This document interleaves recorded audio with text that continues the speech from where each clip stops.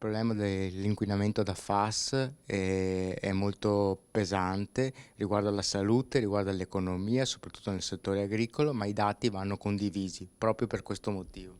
Sì, oggi abbiamo deciso di presentare insieme alle mamme No FAS e all'avvocato Ceruti la battaglia sulla trasparenza richiesta anche dall'ONU alla Regione del Veneto, proprio perché abbiamo impiegato 1 anno e 3 mesi per avere risposta ad un'interrogazione che chiedeva come mai non mancassero all'appello ben 340 campionamenti richiesti dalle mamme No FAS per avere idea del livello di contaminazione degli alimenti nelle zone arancio e rosse, quindi quelle contaminate dai FAS in Veneto. Il problema riguarda sia la salute che l'attività economica e imprenditoriale importantissima dell'agricoltura in Veneto, e continuare a nascondere sotto il tappeto il tema della contaminazione degli alimenti non aiuta il settore a progredire, a difendersi da quelli che sono i nuovi regolamenti che riguardano limiti al commercio proprio per quanto riguarda in particolar modo oggi carne, uova, pesce, molluschi. Agire invece ammettendo che c'è un problema, divulgando e dando informazioni rispetto ai rischi sanitari, perché proprio l'ente europeo per la sicurezza alimentare ci ha spiegato come, per esempio, un bambino di 18 kg, un bambino di 4-5 anni non possa mangiare cibo e acqua contaminata con più di 18 nanogrammi al giorno di 4 tipologie di FAS su 4.700.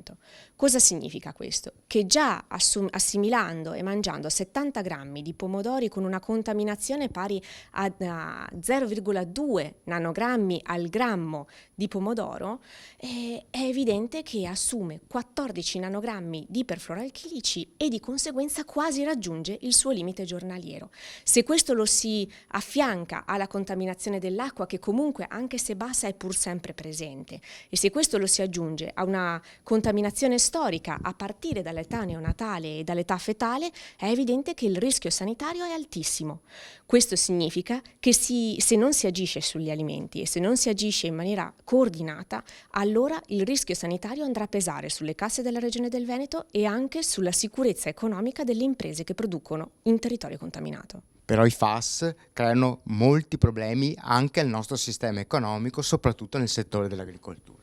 E proprio per i dati dell'ente europeo per la sicurezza alimentare, che ci dicono come anche il 95% dei prodotti agricoli che la Regione aveva escluso dal rischio nel 2016, dal 2018 e specialmente dopo il 2020, debbano essere controllati e gestiti riducendo l'esposizione da FAS, oggi si aggiungono anche i regolamenti europei che cominciano a limitare il commercio di prodotti agricoli con presenza di FAS superiore a un certo determinato tipo di limite. Per la carne, ad esempio, i 3 nanogrammi. È dal 1° gennaio che è in vigore questo regolamento, che sovraccarica le imprese da un punto di vista di costi di gestione e di rischi per l'impresa in termini di entrate, e questo per un inquinamento che non è causa loro. Ecco perché dobbiamo intervenire, come è successo in Baden-Württemberg, nella regione della Germania, con una parte di contaminazione molto grave in agricoltura, come succede in Olanda con dei primi accenni di assistenza agli agricoltori, come è successo già nel Maine con un'assistenza azienda per azienda e come è successo